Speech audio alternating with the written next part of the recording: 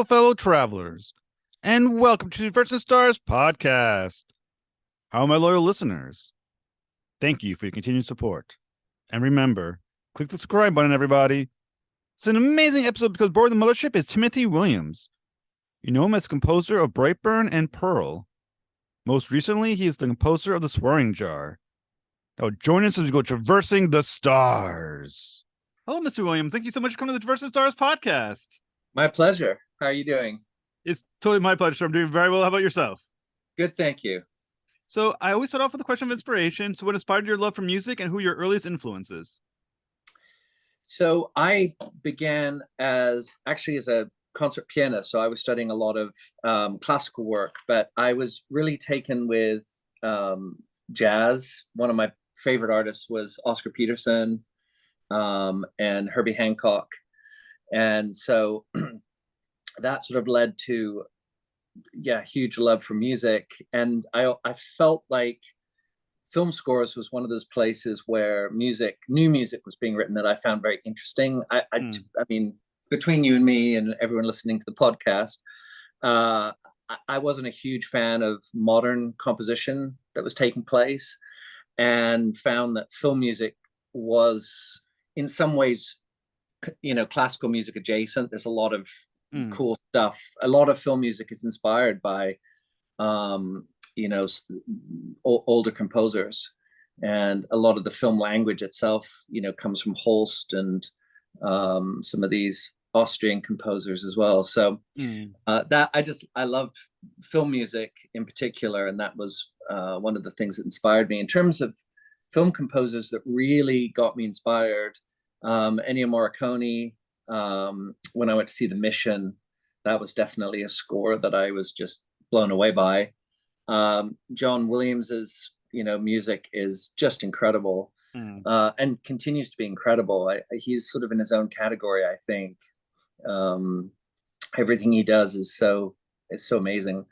John Barry was another big fan favorite of mine, particularly the James Bond scores. But I loved what he transitioned into later with Out of Africa and Dances with Wolves. He just sort of reinvented his sound in a completely different way. And Body Heat as well was really cool. Those are probably my top three inspirations in terms of composers that really got me excited about film scoring and music. We named some great ones. I mean, John Williams, Superman. That must be one of the most iconic scores in recent memory. Totally. And I mean, just going through, even like looking at E.T., they've released a lot of his scores recently, so you can actually follow along and see what he was doing. And just incredible. I mean, just incredible writing. All there.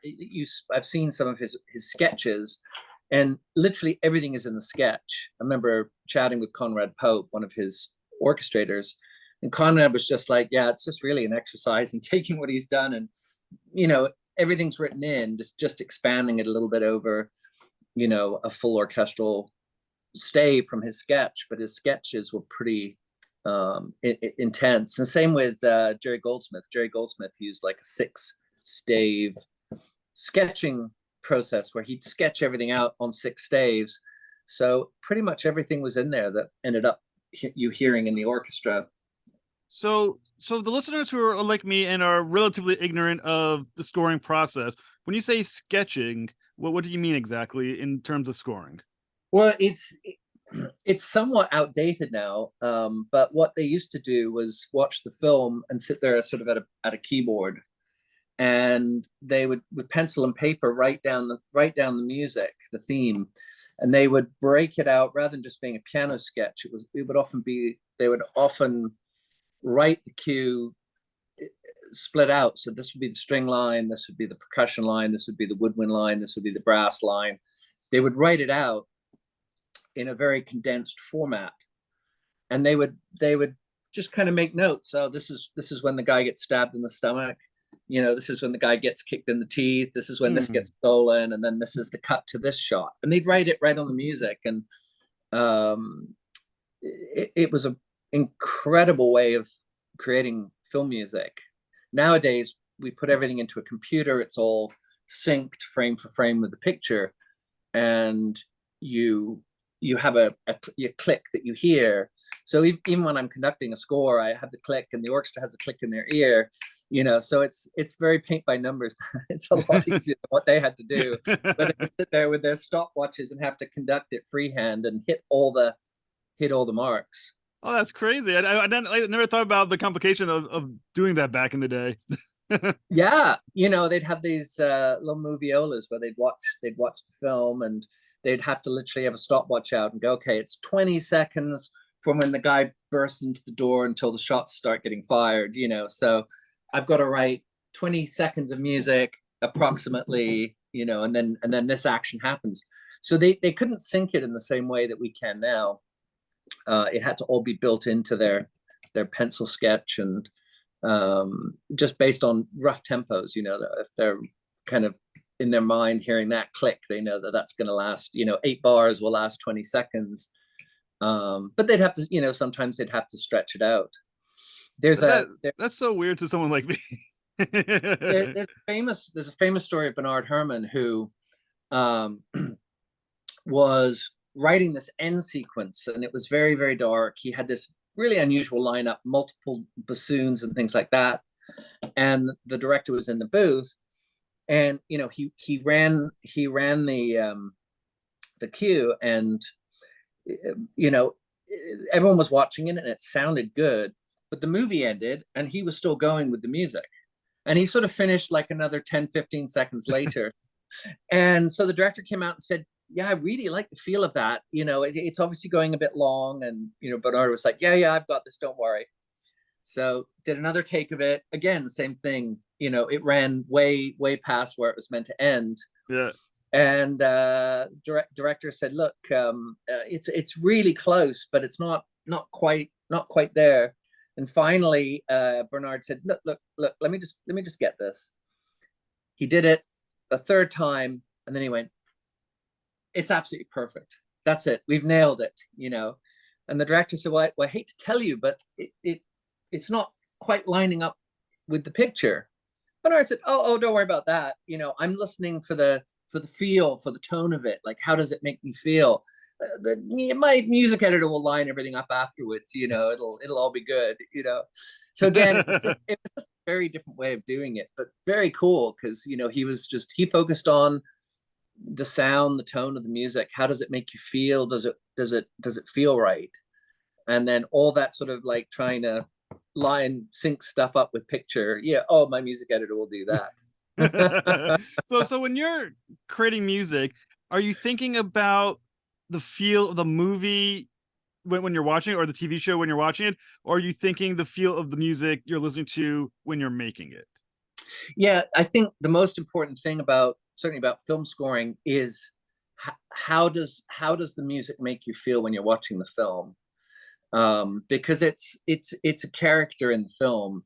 One of the things that music can do is put you in locations, make you feel a certain way, and if you're, there's so many examples of in films where you might cut to a location and you'll hear, say, the reggae music start playing, and you immediately go, oh, I'm in Jamaica, or you'll hear some accordion and you'll go, oh, I'm in Paris, music can instantly, but there's, even things like if the music feels subdued but intense, it can make you feel like it's a political thriller. Something's going to happen, but you're not quite sure yet.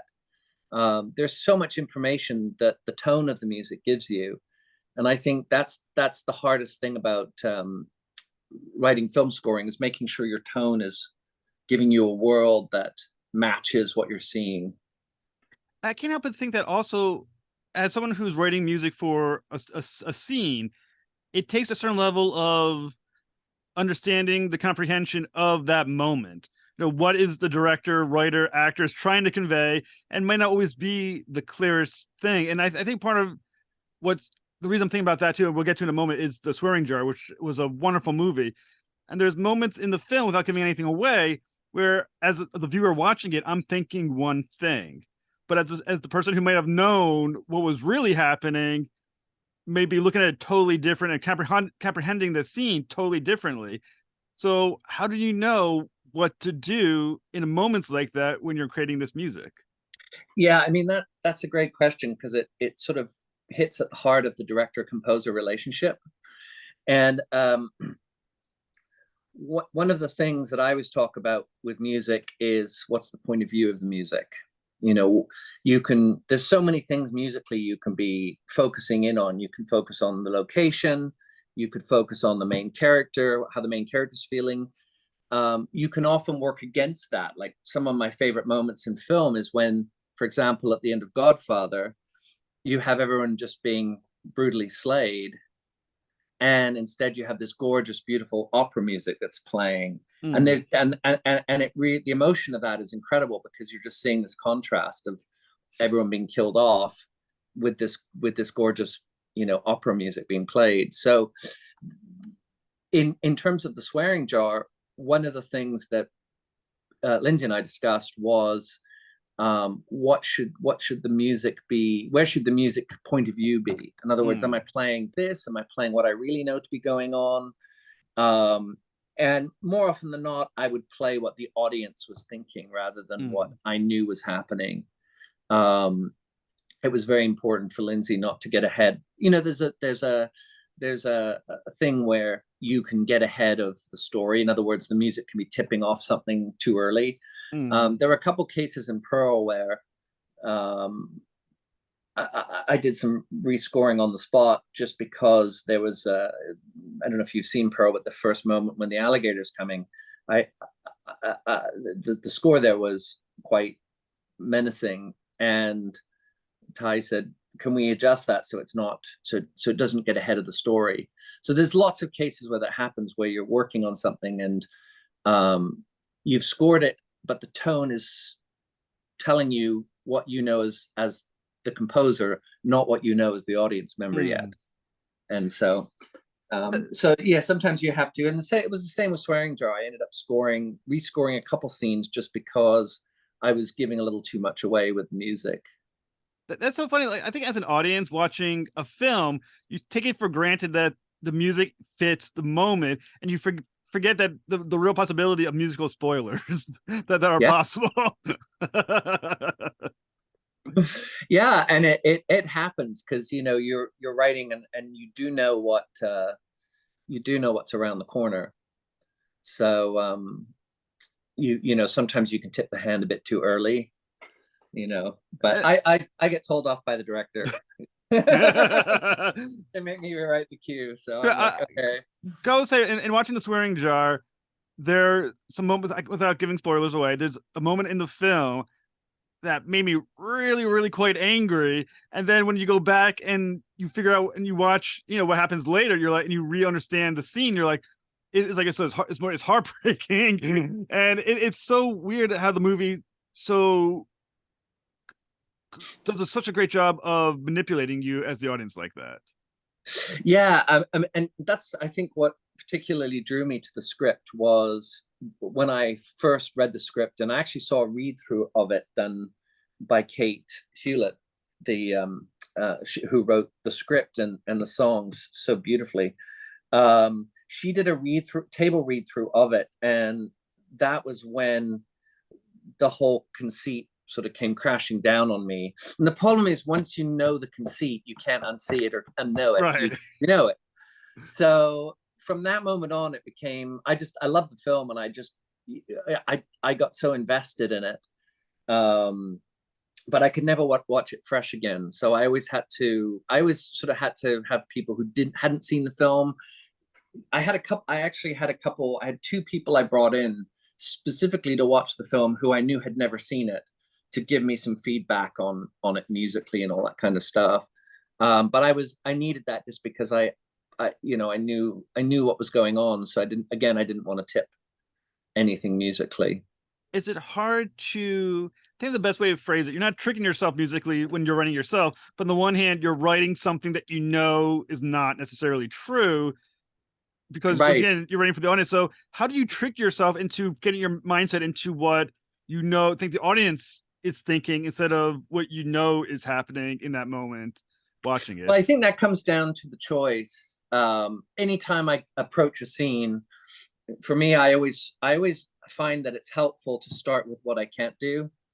So even in instrumentation, I'll say one of my first discussions with the director will be what kind of instruments do you hear? Is this a synth score? Is this a string score? Is this with Swearing Jar? It definitely to me felt like it should just be something I have never done before, which was a straight piano string score. I don't know if it's because I am a pianist and spent my whole life in piano that I've always shied away from any scores with piano.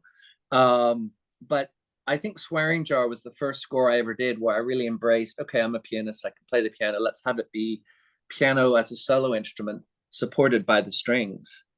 And I still didn't play the piano myself. I still hired a phenomenal British pianist to come in and play it all just because I still wanted some remove from it. But that was a discussion, the director and I had was I said, the songs are mostly guitar. There's a couple places where we take liberties with the song as we get further into the film where normally it's just the instruments you see on screen for the songs, just the guitar and the singer, Adelaide, and Doug Smith. But as the movie progresses, I allowed myself the license to bring in stuff that you're not seeing, like strings. You'll hear them creep in, and you'll hear some percussion creep in. I think you even hear some bass creep in towards the end, just because it felt to me that we were far enough into the film that the audience would go along with it, that they could hear stuff that was not necessarily true to the concert on stage. So in terms of doing the score for it, I said, let's do something that really contrasts this acoustic guitar vocal song. Let's go piano and strings. So there was a real difference between what was scoring the film and the songs themselves.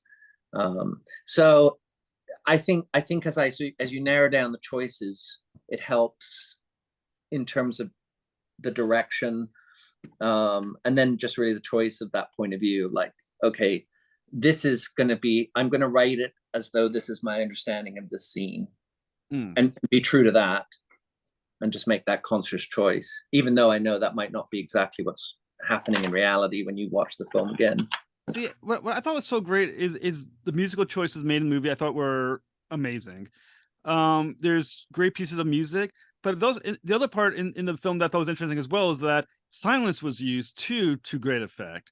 So as a composer, when did you decide what parts are enhanced by music and which parts you wanted to use the silence as almost in a musical sense of creating that emotion through the silence?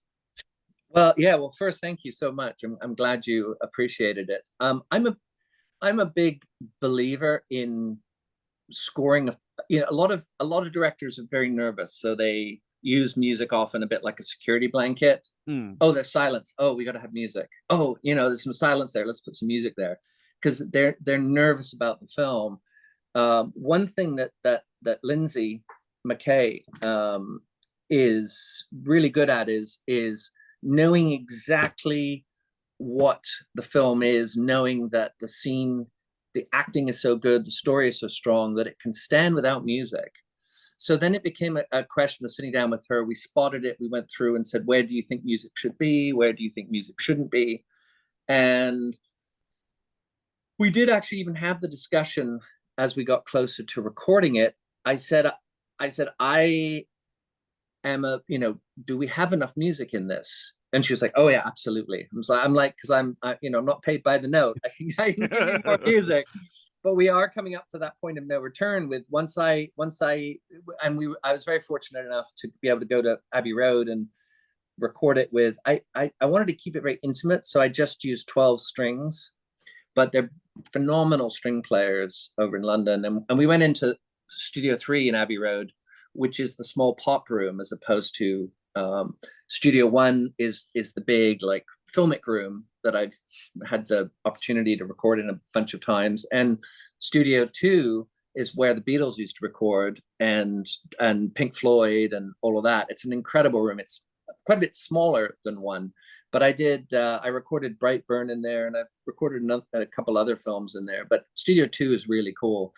Studio 3 is tiny, and it's a room that, U2's recorded in there, and Sting and Adele. You know, it's got so much history to this room, but it's small. It's a pop room. It's really meant for like 5 musicians. And so it was right at the tail end of COVID, and I was getting some pushback from Abbey Road as I was telling them I'm going to squish 12 string players with basses and cellos and stuff into this tiny little recording room.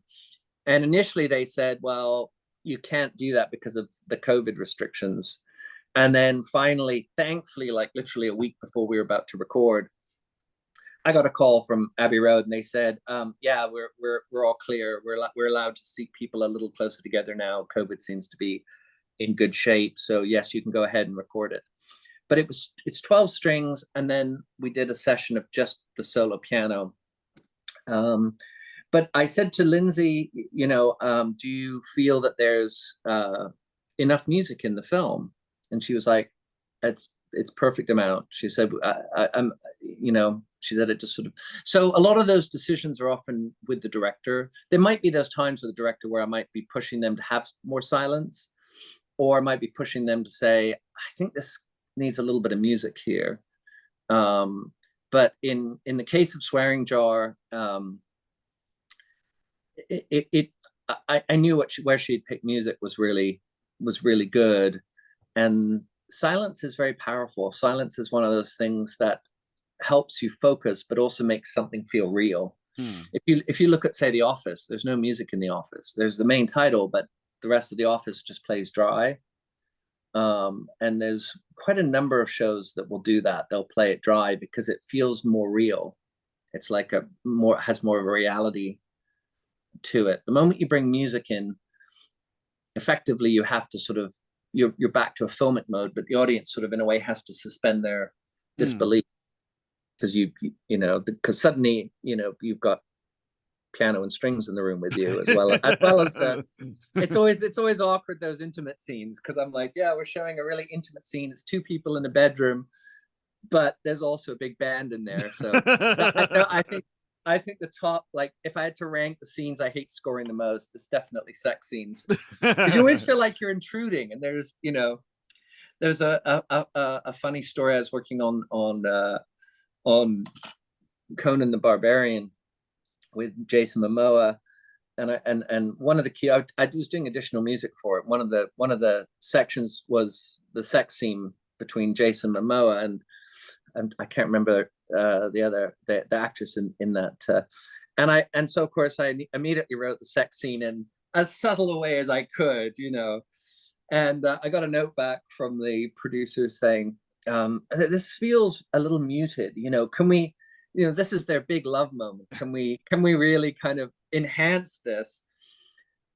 So I sort of grabbed this as a joke. I grabbed this very over the top cue from a SeaWorld show, you know, which had full sort of like fireworks and choirs and everything like that. I said something like this, but anyway, I ended up sort of, but I think that's always the hardest thing to do is score love scenes. Well, one thing I noticed in at least in my opinion, when I listen to music scores in films, seems to be 2 different philosophies of how to do so. And both can be great. There's John Williams on the one action, which is, you know, very noticeable. You know, you hear Superman, you know, it carries the movie. You can definitely experience that movie while you're watching it. Then there's someone like Hans Zimmer that kind of feels like the music is more like woven in. It's kind of like subtle into the film. So what is your philosophy of scoring? Like, should it be more like a Williams? Do you believe more like, or more like Zimmer? Well, I think both have their places, and it so depends on the kind of film you're doing. You know, for Pearl, music was a huge character in the film, and there was a decision to do very stylized music for that film. So I knew that film could be very strident with the music, like really in your face, just because it needed that kind of edgy sort of punch to help with Mia's incredible performance, you know, versus something like Swearing Jar, where it's much more muted, much more realistic, much more, everything's very intimate. And so for me, it felt like, while the music, I wanted it to feel thematic, I wanted it to not be as noticeable in the way that it was operating. And I've done a lot of films with both, with both styles. I think inherently I tend to veer a little more towards understatement. At its heart, it's called underscoring. So it's the idea is that it's you want people to focus on the dialogue, you want people to focus on the story, and you want to support that, but not necessarily take away focus. But I think in any film, there's always a moment where score can, where you can rev up and let loose for a couple seconds. It's even if it's in a just a transition cut shot where you have an incredible vista, or you have a moment where there is a shift in location where the score can rise up and then dip down again. But it's so project specific.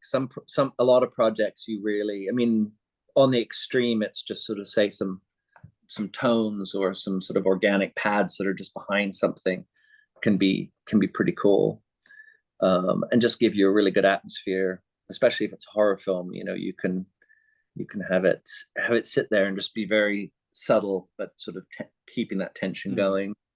But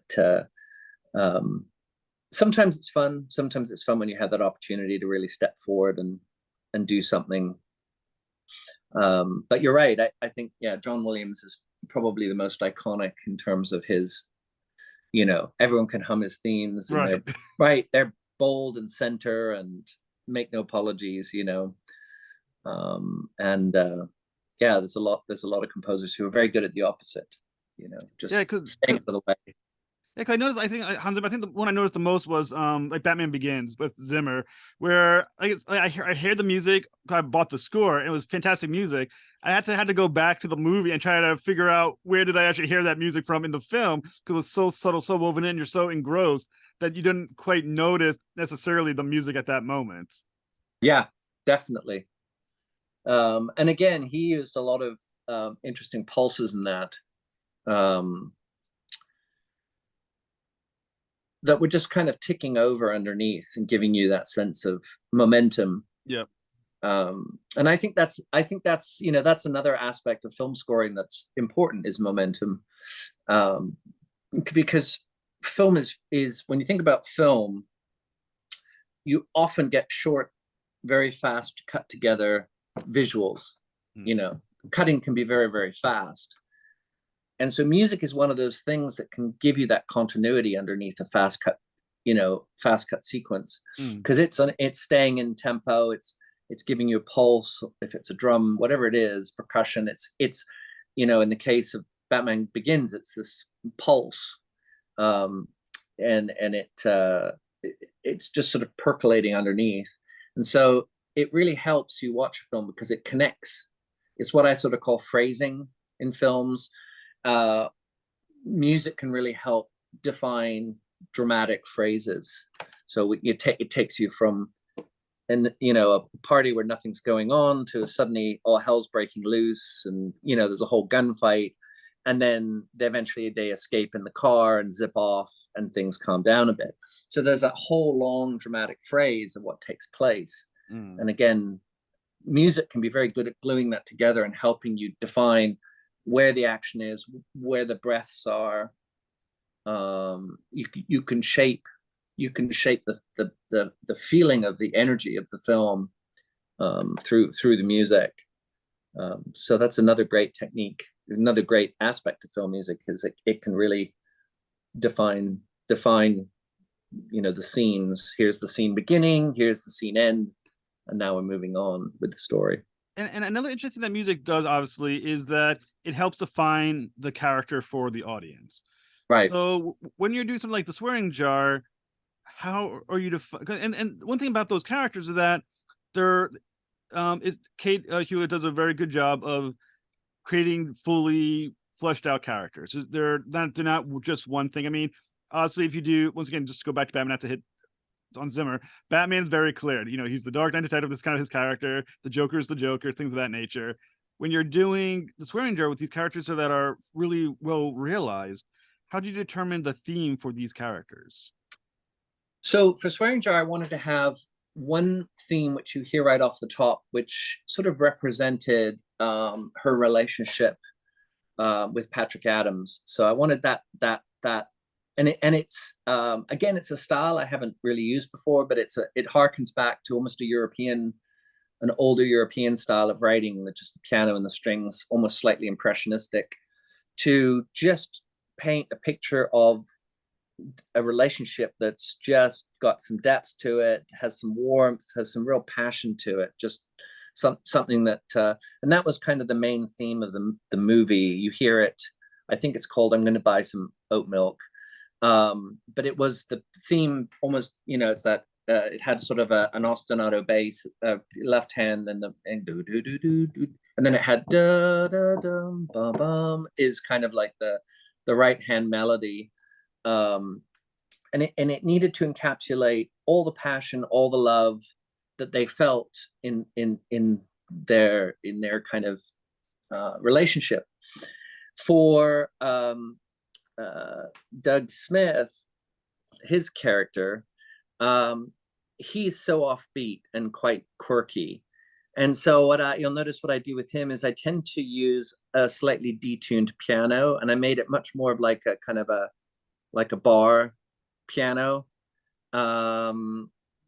So there's a piano at Abbey Road called Mrs. Mills piano, which is the piano that they used on Hey Jude and Let It Be. It's quite a well-known piano, but it's not the gorgeous concert Yamaha that they had. It's much more kind of, it's like a barrel piano is what I would call it, or a bar piano. And so I used that piano more for Doug Smith's character, just because he's very quirky, and he just had a quirky energy to him. So thematically, again, I wanted that difference between the two relationships, and a difference in terms of the character. But it is, yeah, you're totally right. It is so important. And one of the hardest things is to sort of come up with a theme or some kind of defining motif for a character, because you need to sort of sum up that character or that relationship musically as best as you can. You need to somehow express it musically, and that always takes me the longest time, is to come up with something that reflects those characters, their identity. And I think one of the interesting things in the story, and I hope this isn't a spoiler. If it is, I'll cut it. But is the characters, again, when Carrie and Owen, it's left somewhat open-ended, the nature of their relationship, as far as the emotions involved in that. Where did you fall in what that was, and how that affected your decisions in the music?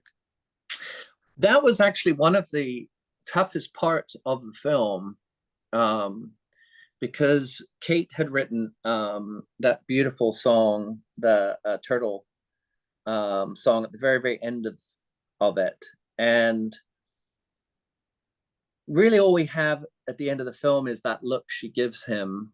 And it was kind of a short look, but there was so much that needed to be said in that look. It was, moving on in the relationship, moving on with Owen. And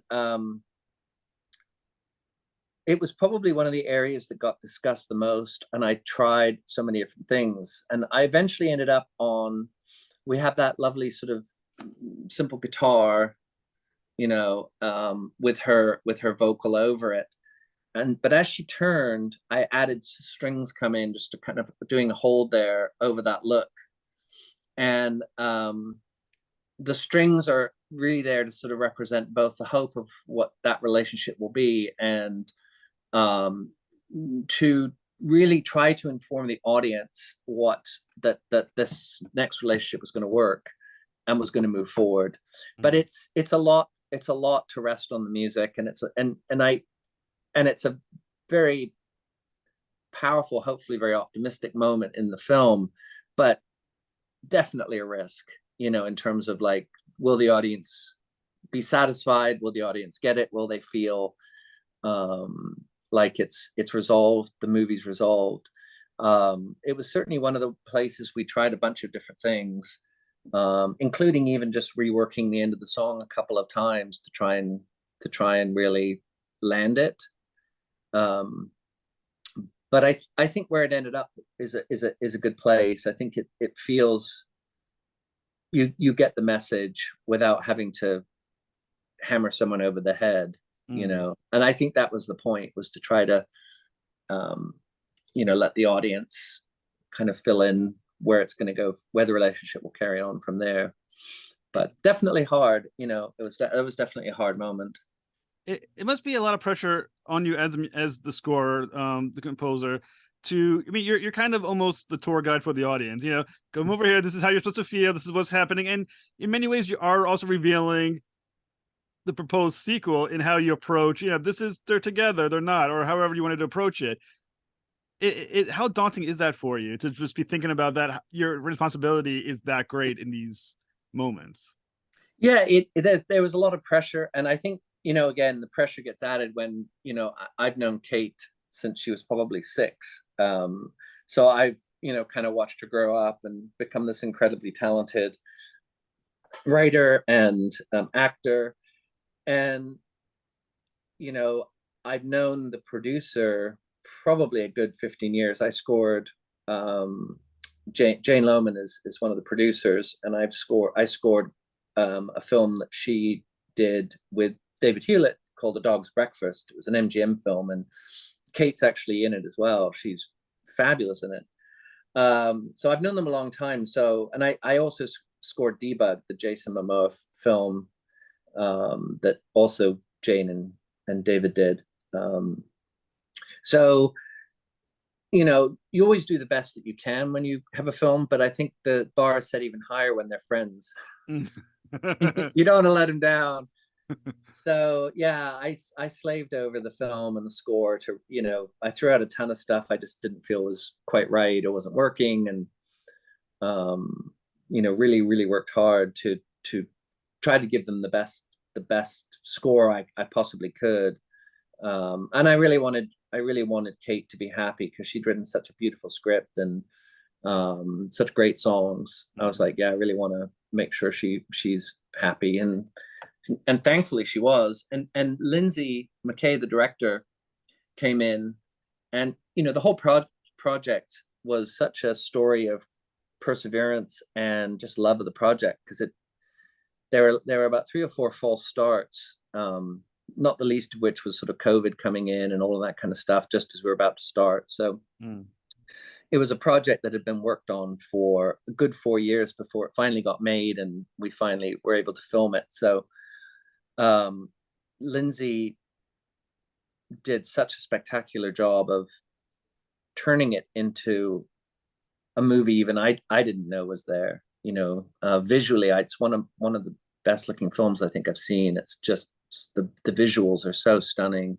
Love the cinematographer that she used. So I thought it was a really great job. I was so thankful when I first, because it's that sort of sense of when you first watch a film, you're like, oh, is it going to be good? Has she ruined it? We've been living with it for 4 years. Is it just going to be awful? Do I have to do one of those polite phone calls? Yeah, I saw the film. Yeah, it was nice titles at the front. So it was a huge sense of relief when I saw what a great film it was, But yeah, it was the stakes were high on it, just because of the fact that these are all wonderful people involved, and I wanted to try and give them the best music I could for it and work really hard on it. So, but I was really pleased with how it turned out. I got to go up and see it at the Toronto Film Festival, which was awesome, packed house. And it was the first time I saw the audience get to see it. And it was so incredible to see how enthusiastic they were about it, and that everything about it seemed to work in terms of the conceit. And then to see like USA Today rate it of the top 10 films, I think they rated it number 8 or 7 or something like that of the top 10 films up at TIFF. I was like, wow, that's an impartial person. That's not my mom. The other people, Well, it really is. It's a wonderfully done movie. And I will say, it's not the type of movie I usually would watch. Right. I'm the Marvel nerd, Star Trek, Star Wars. Let's see something blow up type of personality usually, but it's so beautifully done. The acting is wonderful. The writing, I mean, a lot of it has. I mean, the script that Kate wrote is phenomenal. It's subtle. It's strong. Like I said, it catches your emotion to the point where, like I said, I really was angry at that one moment, and I was like pissed at the character. Then watching it and knowing what what it was all about, it really is kind of a heartbreaking movie in many ways too. And it was, I think, with the exception, the music was wonderful. I really thought it was a well done movie. Oh, thank you, thank you. Yeah, and it's yeah, I love the way. I know. I mean, Kate shares a lot of the similar influences that I do. We're huge fans of like Truly Madly Deeply and some of these incredible. They don't tend to make these types of movies anymore, where they combine the sort of sense of loss with humor. It's such an interesting tone, and but I know Kate has that same love of that style, that I grew up with as well. Truly Madly Deeply, I think, is one of those films that everyone can draw inspiration on. I don't know if you know it, but it's the Alan Rickman film, and it's sort of very cleverly combined, sort of a supernatural thing where this woman loses her husband, but he turns up as a ghost to basically start playing his cello at all times of the night and have parties. and ultimately you find out he's doing it to help her get over him, because she's just so devastated by the loss of her husband. It's a film that just walks that line between emotion and humor so well. And I know that tonally that was something that she was also trying to go for. So it was great. I can't wait to see what she does next. She really is she's a rare talent, and I think she has a huge future ahead of her. So it's exciting. So as far as the music goes, once again, I looked on iTunes. It doesn't look like the music is available outside the film. Is that going to change? Is that something it is going to change. We are we've been slow, much slower than any of us would want. It's been a slow process just because there's a really phenomenal record company that is ultimately going to release it. But it's definitely in the works. So I'm hoping before the year end that we'll have a soundtrack album out. But we're certainly, once we get any concrete plans, I'll let you know. But as as recently as last week, it seems like it's all a go. So well, make sure you let me know so I can update the show notes and on where to find it, because like I said, I think it's great. And like I said, I was looking for it on iTunes. I was like, it's not here. Yeah. Well, we tried since TIFF. I think the success at TIFF caught everybody off guard. Everyone knew it was a good movie, but I don't think anyone was expecting sort of the kind of incredible reviews and feedback. And I think that's when you're doing a very small indie like this, it's hard to get record companies necessarily interested in releasing the soundtrack as well, because there's some costs involved in that. And when after TIFF, all of a sudden record companies were like, oh, maybe we should be releasing this. So, but there's still a time process in gearing up for that and doing the mastering and editing and all that kind of stuff. So, but I'm hopeful that it'll be out before the end of the year.